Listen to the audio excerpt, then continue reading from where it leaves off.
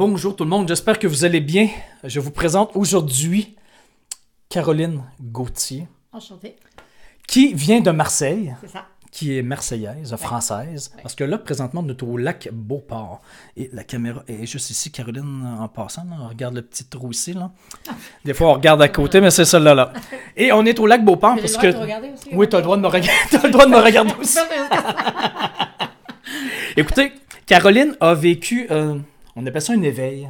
Des fois, on appelle ça une crise. Ouais, Crise existentielle, peu importe. Il y a une poussée de vie qui a poussé en toi, là. c'est ça. Et toi, tout a cassé. Ouais, T'as des... À la limite, ta vie s'est détruite ouais, à l'âge de 36 ans. c'est ça. Tu es une doctorante en économie. Tu enseignais à l'université à Marseille ou À Aix-en-Provence. à Aix-en-Provence. Écoute, toi, t'es une fille qui est allée à l'école très, très, très longtemps. Oui, Tu avais plein de connaissances dans ta tête, Oui. que tu enseignais. Oui. Tu avais un beau poste. oui. C'est quand même un beau poste, non? Professeur à l'université, Ouais, c'est doctorante en économie. Directeur de projet grand compte international. Enfin, j'avais tout ce qu'il fallait sur Ça paraissait très, très bien. C'est ça. Et à 36 ans, tout a changé. Tout a basculé. Très, très grande sortie de zone. Ouais. De zone, mais de forcée. zone forcée. C'est ça. Mais j'aimerais ça que tu m'expliques, parce qu'aujourd'hui, ta vie est complètement transformée. Tu n'es plus économiste. Non. Tu n'es plus prof à l'université. Et ta vie a explosé pour le mieux. Oui. Fois 10, fois 100, fois 1000. Parce que je sais ce que tu vis maintenant. J'aimerais ça que tu m'expliques, avant que ta vie explose, qu'est-ce que tu faisais, comment tu étais dans ta tête, qu'est-ce que tu vivais, et on va rentrer en détail dans les détails de ta sortie de zone. Qu'est-ce que je vivais? Ça avait l'air parfait sur le papier, sauf que je pense que j'étais morte. Je le savais pas. J'ai eu une phase. Je pense que j'étais mort. J'ai eu une phase zombie. Ouais, mais tu étais prof à l'université. Comment tu pouvais être morte en étant économiste prof à l'université? Comment t'expliques ça? Ben, parce qu'en fait, j'avais tout ce qu'il fallait sur le papier. J'avais surdéveloppé la capacité mentale, l'expertise et tout ça. Mais j'avais oublié toute une partie de moi qui était ma nature, ma vibration, mon énergie, mes émotions, ma sensibilité, mon féminin. Et en fait, pour être aimée, pour être acceptée dans une société assez patriarcale quand même, j'étais quelque part validée quand j'étais parfaite à l'école. Et du coup, je me suis coupée d'une dimension essentielle qui était cette sensibilité, cette connexion à la nature que j'avais quand j'étais petite, mais que j'ai complètement en fait oubliée pour être acceptée, validée dans la société. Donc, j'ai cru pour être aimée, il fallait que je développe ces capacités-là. Donc, effectivement, D'être bonne à l'école, de bien paraître, c'est ça, de bien paraître, voilà, d'avoir les meilleures notes, voilà, parce que j'avais des parents qui étaient qui greffaient les cœurs-poumons, qui étaient médecins, qui avaient une réussite sociale. Tes deux parents sont médecins. Mes deux parents sont médecins, D'accord. donc toute ma famille est médecin. Donc voilà, c'était une famille dans laquelle on réussissait, dans laquelle on gagnait de l'argent, et c'était les valeurs sur lesquelles il fallait se reposer. Sauf que moi, j'étais complètement différente de ça, mais j'ai oublié que j'étais complètement différente de ça, parce que j'ai été ça. Enfin, j'ai été Mais moi. quand tu dis ça, ça veut dire quoi, ça, là? Ça veut dire être bonne à l'école? Mais qu'est-ce qu'il y a de mal à être bonne à l'école? Ça demande de surinvestir le mental. OK. Et moi, ça m'a demandé quelque part de me couper des dimensions un peu foldingues que j'avais, parce que moi, ce qui me passionnait, c'était aller dans la nature, c'était d'élever des salamandres, c'était d'organiser des combats d'escargots, c'était... des combats au Québec, ça c'est... Parce que pour un Québécois, organiser des combats d'escargots, ça c'est bizarre. C'est ça, mais il n'y avait pas que ça qui était bizarre chez moi. Dans cette nature, en fait, je me sentais connectée à plus grand que moi. Okay. Et être enfermée sur des bancs de l'école pendant 10 heures, c'était juste trop violent. Et j'avais un esprit qui partait un peu partout. Et dès que je racontais une histoire, on me regardait avec les yeux écarquillés en disant « mais elle est complètement folle ». Et en fait, c'était devenu trop douloureux pour moi de voir le regard des gens quand j'étais moi. C'est vrai? Mais ça, ici, on appelle ça un TDA, un TDAH. Ah, peut-être. À l'époque, il n'y avait pas de nom. Non, mais pour de vrai, est-ce que tu es TDA, TDAH? Je ne sais pas du tout. D'accord, OK. En tout cas, mais peu importe. Dans les souvenirs que j'ai, je ne me sentais pas, entre guillemets, normale. Je comprends. J'étais beaucoup trop sensible. Mon corps captait un peu plein de choses. Et c'était extrêmement dur de recevoir tout ça. Et les remarques des professeurs, la violence qu'il y avait à la télévision, c'est comme si, je sais pas, j'aime bien comparer, tu vois, tu as une dent cassée à vif, quoi, tu vois, ça fait mal. Donc, toujours un petit peu? Tu prends tout en plein cœur, quoi.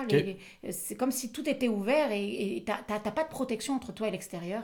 Et l'extérieur, il est quelque part un peu violent, je trouve, quand on a cette grande sensibilité. Et moi, la solution que j'ai trouvée à ça... c'est ça. Donc, qu'est-ce que tu as fait? C'est ça. C'est de tout couper. C'est plus rien ressentir du tout. Couper, de plus rien ressentir. Ouais, de plus rien ressentir du tout, c'est-à-dire de dire, ben ok, si je surinvestis ce qu'on me demande et que je vais devenir bonne à l'école, je vais de machin, etc., je vais couper cette sensibilité qui est trop dure à vivre. C'était trop dur. Donc tu t'es dit, je coupe ça et je vais faire ce qu'on me demande. Ouais, c'est ça? C'est ça. J'embarque dans le moule. Ouais, et c'est comme ça que j'ai démarré ce que j'appelais ma phase zombie. Ta phase de zombie. Ouais. Ma phase zombie, c'est t'étais morte. Major de promotion, directeur de projet, grand compte à l'international, docteur en économie, mariage, piscine 4x4. Donc tout a l'air parfait sur le papier, tout le monde est content, tout le monde dit waouh, elle réussit. Et t'étais morte à l'intérieur. Je suis morte dedans, ouais, clairement. C'est vrai. Ouais. Et qu'est-ce qui arrive quand on meurt longtemps? Mais quand on meurt longtemps, il y a deux façons. Soit on vit un inconfort et on écoute cet inconfort-là, sauf que quand tu sens rien du tout, ben, qu'est-ce qu'il faut pour casser cette armure que j'avais ressentie? Ben, la nature, quand tu construis un arbre qui n'est pas le tien, elle reprend ses droits. Elle a tout pété. C'est-à-dire que j'ai vécu au même moment comme une grosse fracture où j'ai quelque part tout perdu. Ça, c'est à l'âge de 36 ans. C'est ça. Ça a commencé ton mal de vivre. Tu m'expliquais que ça a commencé à la naissance de ta fille. Oui, à la naissance de ma fille, j'ai été comme une reconnexion au corps et à ses énergies parce que quand tu enfantes, forcément, bah, tu redescends dans la nappe phréatique de ton vivant. Là, tu étais obligé de... Voilà, et là, ça commençait à devenir un peu grouillant, tu vois. Tu commençais à ressentir des choses. Je perdais un peu le contrôle de cette tour d'ivoire que j'avais construite. OK, ça commençait à craquer. Là. Ça commençait à craquer, à fissurer, mais ça allait, tu vois. J'avais encore cette armure qui me maintenait droit. Ouais, je comprends. Mon mariage, je suis comme ça. Mais ça a fissuré pendant 4 ans. Ça a commencé à fissurer, à se dégrader pendant 4 ans. C'était des émotions. J'avais commencé à avoir des petites peurs, la peur de prendre l'avion. Ouais, qu'est-ce que c'est ça? Ouais? Qu'est-ce que ça te faisait? Des petites maladies. J'avais un peu mal à la gorge. Donc j'appelais mon père toutes les 2 minutes en disant je comprends pas, j'ai mal là, j'ai mal ci, j'ai mal au cœur. Tu vois, c'était surtout des inconforts physiques alors que j'allais bien. Mais mentalement? T'allais bien? T'étais heureuse? Tu souriais? T'étais épanouie? Je souriais, mais j'étais déconnectée de moi, je dirais. Non, j'étais pas épanouie. J'étais. Je ne saurais pas qualifier ça parce que maintenant, ce que je vis, c'est tellement fort que... Là, tu peux comparer. Je peux comparer. Je vivotais, quoi. Mais tu étais heureuse quand même. Tu te considérais heureuse à l'époque? Si tu veux, si tu regardes Matrix, par exemple, et que tu vois les gens qui sont habillés avec le costard-cravate, tu peux pas dire s'ils sont heureux ou pas heureux, mais ils sont linéaires, quoi. T'étais linéaire. Ouais. D'accord. Mais tu pourrais pas dire, ouais, ils pètent la joie, quoi. D'accord. Tu te considérais comme ça à l'époque? Ouais, linéaire. Encéphalogramme plat. Zombie. Un peu zombie. Ouais. OK, non, je comprends. OK. Zombie. Donc, ça s'est fissuré pendant 4 ans. Tu as commencé à ressentir de plus en plus et ça a craqué complètement à 36 ans. 4 ans plus tard. Ouais. Qu'est-ce qui s'est passé à 36 ans? En fait, j'ai vécu... c'est un élément déclencheur. Tu vois, c'est comme quand tu comprimes ce que t'es pendant des années. Et ça fait cocotte minute, il suffit d'une goutte pour que bim, le couvercle pète. Et moi, j'ai vécu une trahison de mon ex-mari à l'époque. Et cet événement-là m'a remis en lien avec tout ce que j'avais refoulé depuis l'âge de 6 ans, quoi. Et ta vraie nature. Ma vraie nature. Mais là, ça a été une explosion, quoi. C'est-à-dire? C'est-à-dire... alors, je sais pas comment on appelle ça... c'est compliqué de donner des mots. Moi, je comprends, mais essaye de le mieux possible. Énergétique. Un éveil énergétique. C'est ta force de vie qui dormait, qui était morte, qui était lovée, quoi, et qui d'un coup décide de se réveiller. C'est comme si tu mets du 220 volts dans un truc qui peut accueillir juste 10 volts, alors que toi, tu reçois une charge énergétique de dingue. Et donc, j'ai coutume de dire que ça me sortait par les trous de nez, quoi, parce que vraiment, je ressentais l'énergie du corps. Physiquement.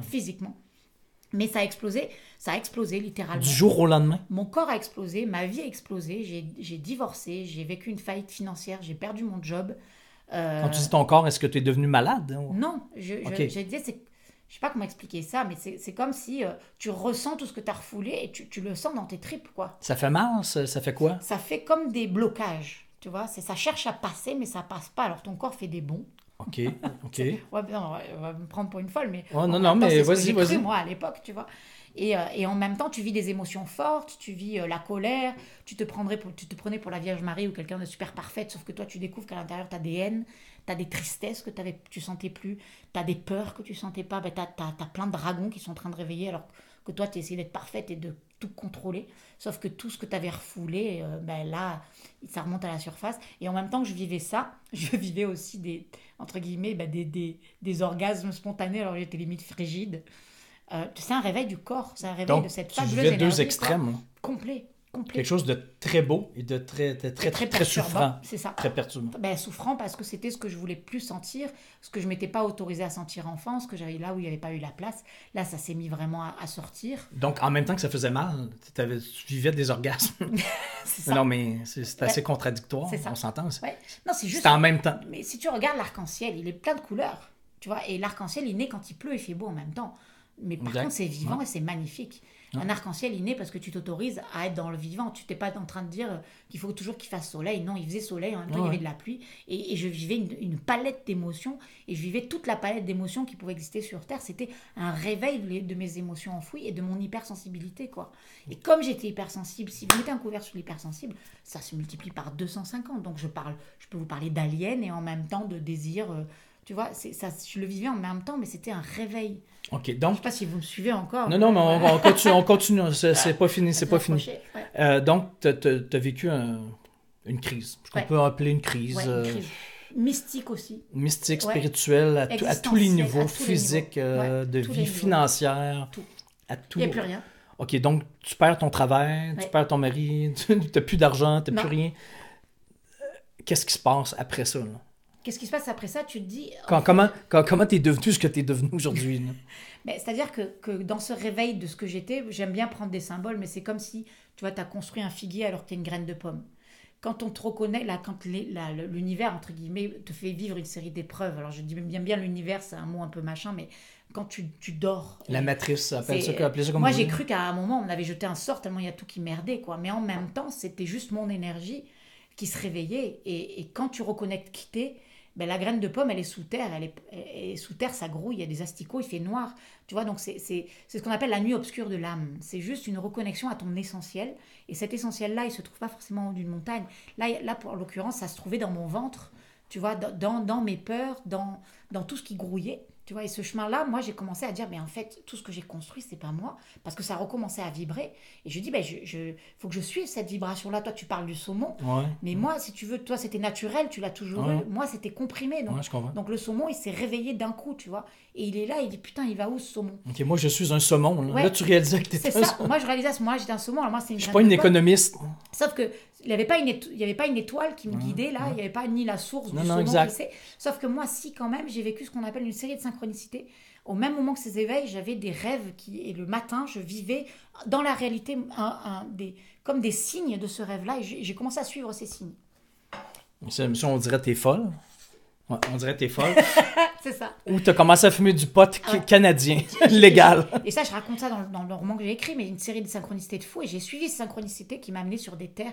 Parce que quand j'étais petite, moi, je voulais être Merlin l'Enchanteur. Je voulais être Zolara la Rose. Zolara la Rose, je sais pas si tu connais, mais c'est une femme qui vit dans la nature. Elle est pratiquement nue, tu vois, sous les étoiles, mais elle est libre, elle est sauvage, tu vois. Ok, toi, tu te sentais beaucoup plus comme ça que comme une prof d'économie à l'université. Enfant, oui, mais j'avais perdu ça. Sauf que là, ça s'est réveillé. Là, tu redevenais. J'adorais, tu vois, Indiana Jones, je regardais en boucle Merlin l'Enchanteur et Arthur et Chevalier à la table ronde, tu vois. Et Merlin l'Enchanteur, il est venu me voir en rêve, donc voilà, à cette époque-là. Ouais. Et après, suite à ça, enfin, je peux pas raconter toute l'histoire, ce serait trop long, mais en fait, ce sont donc, tu avais des signes, tu avais des appels, des élans de vie. Voilà, qui se sont réactivés et j'ai suivi ces signes. Et donc, je suis qu'est-ce que ça a donné? L'aventure. Ok, donc tu es parti à l'aventure. Ouais. Tu es parti en voyage. Ouais. Vers où? À Cuba, dans un tout inclus? Ou... Non, je suis partie dans un lieu qui est un lieu dans le sud-ouest. De la France? De la France, qui est un lieu assez chargé, entre guillemets, énergétique, dont il s'est inspiré d'ailleurs le Da Vinci Code. Je ne sais pas si tu as lu Da Vinci Code. C'est inspiré des lieux là-bas, parce que c'est un lieu assez spécial dans lequel un abbé a trouvé un jour un trésor, qui a construit une immense église avec un trésor alors qu'il était pauvre. On raconte toute une série d'histoires. Mais c'est un vrai lieu. C'est un vrai lieu. Ok, toi, tu es allé là. Pourquoi là? Parce que je te dis, j'ai suivi des signes. Voilà, parce que tu étais appelé vers là, tu n'avais aucune idée pourquoi. Là. Alors, c'est écrit dans le roman. Parce qu'on va y venir, parce que tu as écrit un roman, là, on va y venir. Mais qui a été un succès phénoménal, parce que voilà, j'ai suivi ces signes et je suis allée là-bas. Et je suis allée là-bas à la recherche de moi-même, en fait. Tu vois, le trésor, pour moi, c'était ça. Tu étais dans une quête. C'est ça. Et donc, j'ai vécu tout un processus qui m'a fait reconnecter aux éléments de la nature, à ma vraie nature, à ma reconnexion voilà, je suis partie à l'aventure faire des grottes. J'ai aussi découvert qu'il y avait des choses qui étaient bien plus grands que moi. Comme je vivais des phénomènes un peu, je dirais, bizarres, moi, en tant qu'économiste, il fallait que je comprenne ce qui s'est passé. Donc, j'ai fait une série de stages pour essayer de comprendre cette connexion à quelque chose de plus grand que moi. Que tu vivais de plus en Que plus. je vivais de plus en plus. Une foi inébranlable en des choses Que tu n'avais pas que avant. j'avais Là. pas, les émotions, enfin voilà, toute une série de choses, si vous voulez, dans la société dont on est complètement déconnecté. Et que là, ben, je revivais, mais qu'il fallait que je rationalise. C'est ça, quoi. tu ne comprenais rien quand Non. Mais tu ne par devais contre, pas comprendre pendant mais que tu vivais ça. c'est comme quelqu'un qui reçoit l'appel de faire, tu vois, Saint-Jacques-de-Compostelle, quoi. Moi, c'était sur ce lieu et pour des raisons bien particulières, parce que ben, c'était aussi des choses que j'avais besoin de réveiller à l'intérieur de moi. Ce sont des terres qui sont réputées pour réveiller le féminin. Moi, j'avais fait mourir mon féminin à l'intérieur. Le féminin, c'est cette reconnexion à son énergie de vie, à ses sensations. Et moi, je m'étais complètement coupée de ça, quoi. Plus ma dimension spirituelle, de laquelle je m'étais complètement coupée. Et ces lieux-là me permettaient de réveiller tout ça, quoi. OK, donc, c'était comme une quête. OK, tu es parti à la quête de toi-même, Ouais. tu as vécu plein de choses, tu Ouais. as appris plein de choses que tu ne comprenais rien, à la limite, mais que tu vivais. Ouais. Là, tu découvrais, c'est un éveil, ce qu'on appelle un éveil. C'est ça. OK, tu commençais à te réveiller. Ouais. La zombie se réveillait. C'est ça. Et mais là, je veux dire, tu vivais comment, là?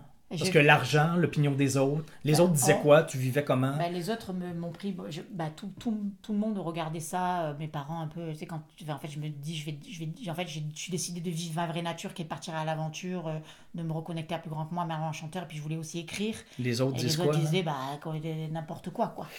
Je veux devenir rendu maman, je veux folle, devenir Merlin, je veux devenir auteur. C'est n'importe quoi, ouais, elle a fumé la moquette. Donc, Et là, ils savaient que tu ne voulais plus être professeur d'économie à l'université. Non, ouais. Ça, c'était fini, c'était un C'était X. fini. C'était fini. Je ne pouvais plus revivre ce que j'avais vécu. Cette crise-là avait été trop forte. Et j'ai dit non, mais c'est ça que je veux faire pour plein de raisons. C'est ça quoi? C'est Ben, quoi ça? écrire, partir Ok. à l'aventure, Partir à l'aventure, écrire. transmettre ce que j'avais vécu, D'accord. expliquer ce processus initiatique. Donc, qu'est-ce que tu as fait pour te créer une formation? En fait, à l'époque, comment tu as d'abord j'ai commencé? vécu, j'ai essayé de rationaliser tout ça. J'ai voulu commencer déjà à gagner ma vie parce que je vivais un peu du chômage Ouais. de les premières parties de vie, mais j'avais quand même mes 2 enfants à élever. Donc j'ai commencé en me disant, ce qui va me rapporter le plus d'argent, c'est peut-être des formations en entreprise. Donc comme j'ai quand même une force mentale assez forte, j'ai fait une série de formations pour comprendre mes émotions, etc. J'ai décidé de transmettre ça en entreprise. Enseigner ce que tu venais d'apprendre. Ouais. Et comme tu étais prof à l'université, tu savais comment enseigner. Oui, c'est ça. Et donc j'ai créé une entreprise pour faire de la gestion des conflits, gestion des émotions en entreprise. D'accord, OK. Et ça a tout de suite bien marché. Et tu as fait ça pendant 7 ans? De 38 à 44. Ouais, environ. c'est ça. 6 ans. Ouais, environ. à peu près. Ouais. Mais qu'est-ce qui s'est passé à 44? Parce que là, tu as 48. Ben, en fait, Parce que ta vie a explosé. Là. j'étais encore pas en lien avec totalement qui j'étais. C'est-à-dire? Il y avait une part de moi qui grouillait parce que quand on est en entreprise, on a encore un masque. Et j'avais encore un masque à ce moment-là. C'est quoi ce masque-là? Ce masque, c'est d'être que en tu entreprise. peux pas tout dire. Tu peux Comme, pas, comme quoi? Tu peux pas dire, enseigner. Enfin, à l'époque, je croyais. Ouais, je pouvais pas c'est ça. enseigner. La spiritualité, tu es obligé de te mesurer, tu peux pas être complètement authentique.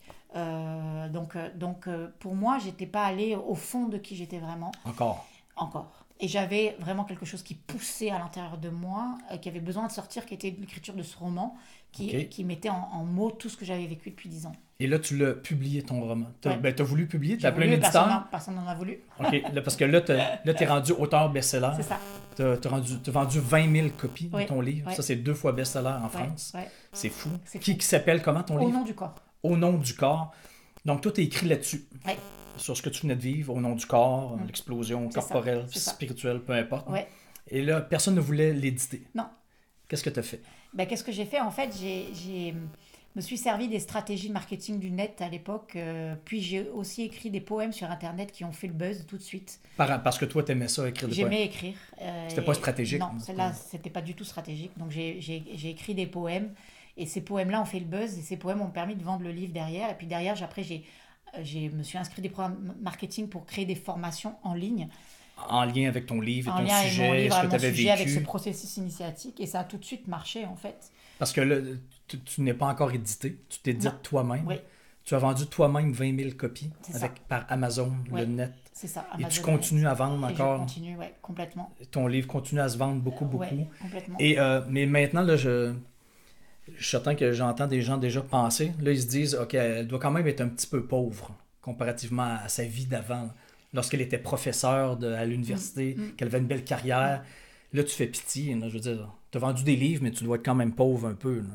Non, je suis pas pauvre du tout. Et puis ça fait qu'augmenter d'année en année parce que à la fois ma profondeur de ce que j'avais envie de révéler, de transmettre au monde, qui je crois vibrait fort et a rejoint énormément de gens. Derrière, je travaille en fait et je mets des stratégies en place pour pouvoir décupler mon business, entre guillemets, parce que c'est entre guillemets une vraie entreprise que je suis en train de faire. OK, donc là, tu es en train de me dire que tu as une business qui est un peu ésotérique maintenant. On s'entend. Tu as une business, tu fais de l'argent. Oui. Est-ce que tu fais beaucoup plus d'argent qu'à l'époque? Oui, chaque année, je multiplie par 2 mon chiffre d'affaires et là, ça fait... À chaque année, tu multiplies par 2 ton chiffre d'affaires. Et là, ça fait 3-4 mois que je suis à peu près à 50 000 euros par mois quand même de vente. OK, donc toi, tu gagnes 50 000 euros de vente. Tu gagnes 50 000 euros. Ouais. Ça, c'est 75 000 $ canadiens, à peu près. Un euro, c'est un point... Je sais pas. Oui, c'est environ 75 000 $ canadiens par mois que tu fais. Oui. Par mois, là, pas par année. Là. Non. Par mois. Oui. Donc ça, c'est... Selon mon calcul, c'est au moins 10 fois plus qu'être prof à l'université. Là. C'est ça, puis je suis passée d'un statut de faillite financière complète, parce que mon mari à l'époque m'avait surendetté à cet état-là. Et je croyais, moi à l'époque, c'était impossible de vivre de ce qui nous animait profondément, d'écrire un livre, de partir à l'aventure. C'était pas conciliable pour moi. C'était la sécurité, c'est forcément dans un boulot de merde, quoi. Ah, mais t'es pas la seule à penser... Et j'avais super peur de me dire, ben voilà, déjà rien que de l'annoncer à tes amis, je vais partir à l'aventure, écrire un livre, on te dit, ouais, c'est ça, ma fille, n'importe quoi. Je parle d'ésotérisme, je parle d'énergie, je parle de... Je parle de plein de choses qui sont un peu, entre guillemets, qui ne sont pas en lien avec le doctorat d'économie. Qu'on n'enseigne pas du tout à l'université. Mais j'avais 2 peurs. J'avais la peur de me retrouver complètement à la rue en faisant ça. Et la deuxième peur, c'était qu'on me prenne pour une folle. Et ça a été très compliqué pour moi d'assumer cette partie complètement folle dingue, quoi, qui était de réunir à la fois cet aspect émotionnel, cet aspect connexion à plus grand que soi, cet aspect énergétique, et de parler de ça dans tous les milieux, quoi. Parce que là, tu en parles dans les entreprises de ça. Là, j'en parle, alors là pas tu t'assumes, dans les mais tu t'assumes de plus en plus. Je m'assume partout maintenant. Et tu es capable de parler de façon très à l'aise, confortable, que c'est possible pour un entrepreneur, en entreprise, d'être un peu spirituel, de mixer le spirituel et la business. Et toi, la business dans ton monde spirituel, que ce n'est pas grave de faire de l'argent dans ton monde. C'est-à-dire que j'ai été confrontée à deux choses compliquées. C'est-à-dire j'ai 2 parts en moi. J'ai une part très profondément spirituelle et en quête, etc. Donc je suis partie comme ça, sac au dos. Donc cet univers-là, j'ai grandi, j'ai fait beaucoup de stages de chamanisme pour comprendre ce qui se passait, des stages de fous, parler à son ange gardien, enfin des trucs que tu dis, mais il fallait que je comprenne. Donc j'avais quand même des gens cérébrés qui faisaient des stages de bizarroïdes, quoi. Je dis pas le nombre de stages bizarroïdes que j'ai pu faire. Ça, avec des gens d'entreprise. Mais avec des gens, non, avec des gens partout. Okay. Et en même temps, je faisais des formations plus sérieuses, cérébrées, PNL, machin, voilà. Mais moi, j'avais ce côté qui avait besoin d'être nourri. Sauf qu'il y a un moment où, comment dire, ce monde-là n'est pas d'accord avec le monde du business. Et le monde du business n'intègre pas ces aspects de développement personnel, spirituel, etc. Et moi, je me retrouvais tout le temps, soit dans un monde en robe de bure à faire gling-gling sur la plage, où j'étais connectée à plus grand que moi, etc. Mais il y avait une part de moi que j'étais obligée de cacher parce que jugement des autres. Et puis quand je me retrouvais dans le monde de l'entreprise... ou à créer du business, etc., ben, je ne pouvais pas parler de mes dimensions spirituelles, quoi. Et longtemps, je passais d'un monde à l'autre comme ça en me disant, mais c'est... Comme si c'était contradictoire. Ben oui, comme si ça ne marchait pas ensemble. Et aujourd'hui, en fait, j'avais besoin de réunir en moi ces 2 polarités. Et aujourd'hui, je rencontre des gens, des entrepreneurs, comme toi, comme tous ceux que je rencontre aujourd'hui, qui sont capables de créer des vrais business avec de la profondeur, avec des connexions émotionnelles, spirituelles, conscience, voilà, qui sont conscients qu'on est bien plus grand que ce qu'on nous laisse croire. Donc ça se peut. Ben ça se peut, bien sûr. Et il a fallu que je traverse 2 peurs.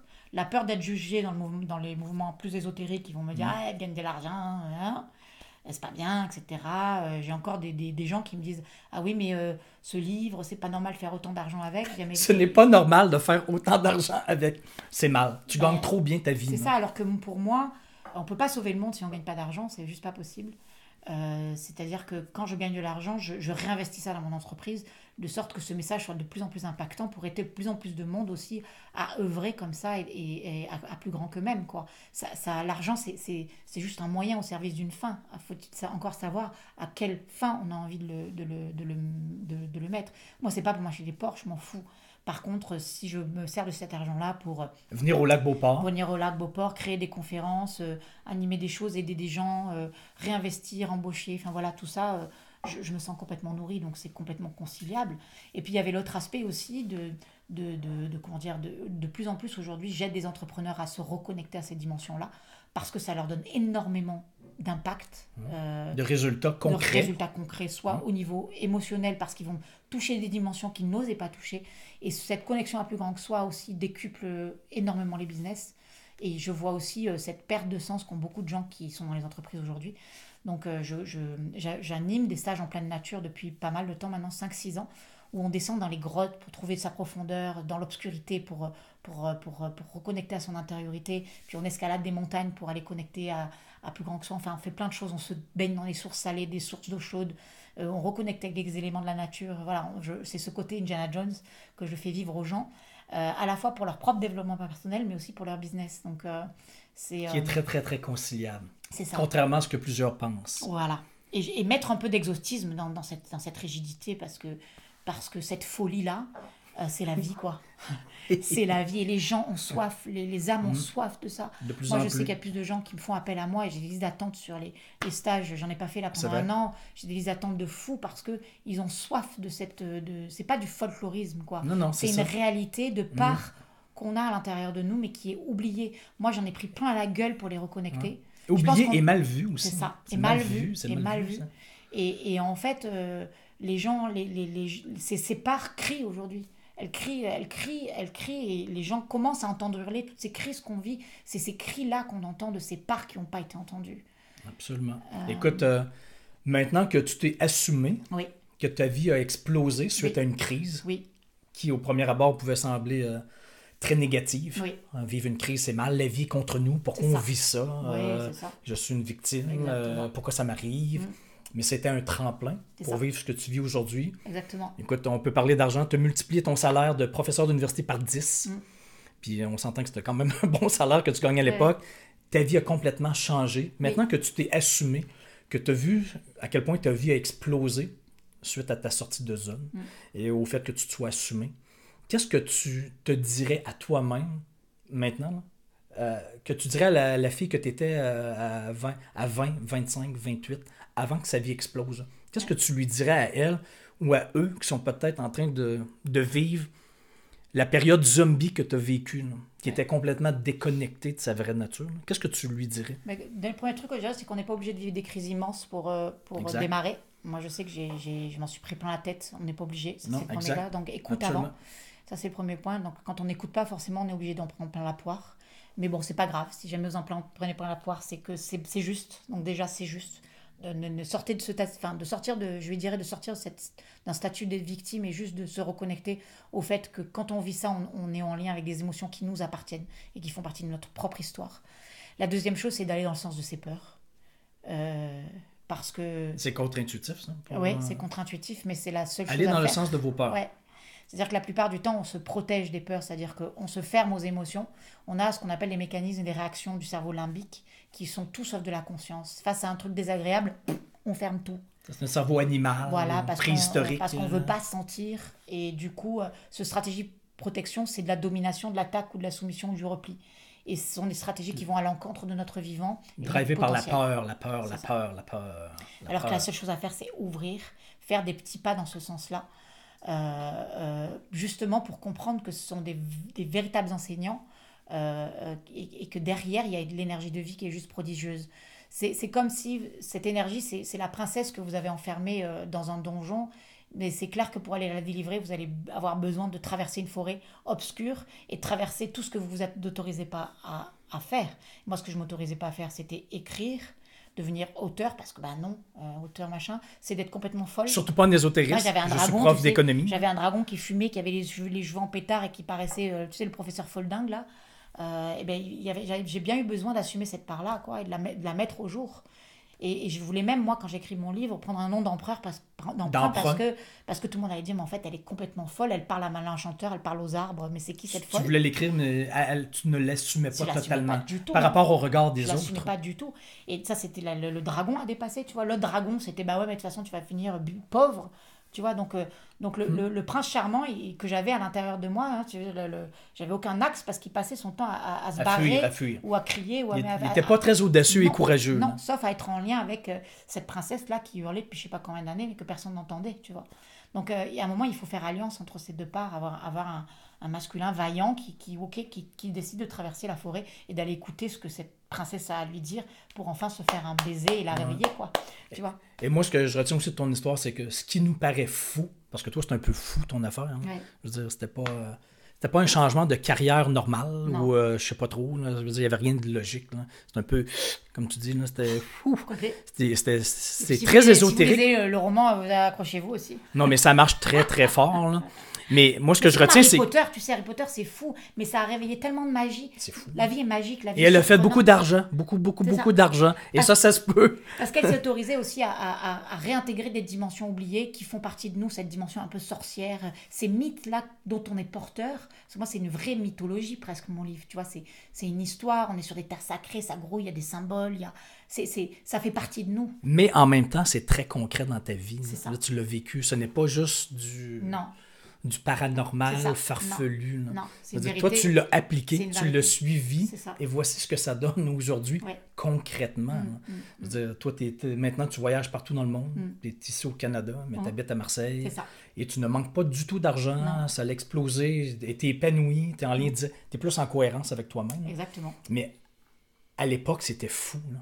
Oui. Et tu as marché vers du fou. Oui, la folie. Mais concrètement, voici ce qui est arrivé. C'est un exemple concret de ce qui arrive quand on marche vers ça.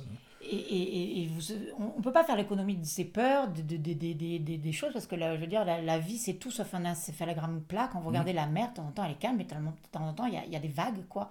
Et même aujourd'hui, je vis des vagues, mais là où avant, je pensais qu'il fallait que cette vague-là, elle n'ait jamais de creux. Aujourd'hui, quand il y a un creux, je sais que ce creux-là, ça fait partie du mouvement de l'univers, quoi. Ouais. Oui, il y a un creux, mais demain, il y aura un plein, quoi. Sauf que nous, on est tellement éduqués comme quoi on devrait juste être dans le plat, jamais vivre d'émotions, être toujours vers le bonheur, que dès qu'il y a un creux, on fait « Merde, il y a un creux », alors on se bloque. Ouais, c'est pas normal, c'est mal, la vie contre moi. Tout l'univers est construit comme ça, avec des vagues et des creux, des vies et des morts, et nous, on voudrait juste être tout le temps au sommet de la montagne. C'est complètement illusoire. On est à la surface des choses, c'est une illusion totale. On est plus des saumons qui remontent une rivière, avec des fausses du courant, des fausses du courant, des fausses du courant, jusqu'au bout, du début à la fin. Et c'est ça. Écoute, merci beaucoup. Pour ceux qui veulent acheter ton livre, voir ce que tu fais, comment on fait pour se procurer ton livre, allez voir ce que tu fais sur ton site. Alors, c'est Au nom du corps. Il y a une page YouTube où il y a mes poèmes. Au nom du corps.com, c'est quoi? Au nom du corps.fr. Au nom du corps.fr. Ça, c'est mon blog.